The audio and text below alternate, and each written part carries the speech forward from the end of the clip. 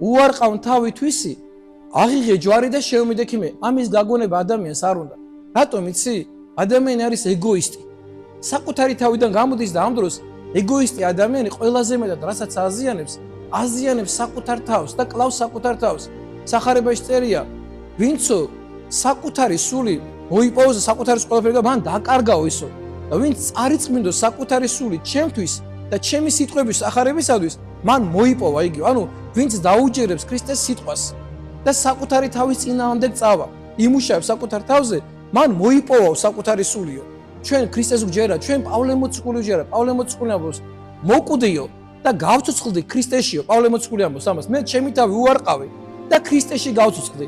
ჩემი უმთავრესი არის ქრისტე და მე ქრისტეს თვალებით უყურებო ყველა ადამიანსო. ქრისტეს თვალებით უყურებ ადამიანს, ქრისტეს შეგრძნებით უყურებ ყველა ადამიანსო. და ჩვენც ქრისტიანები რო ვართ, ესე უნდა ვიყოთ.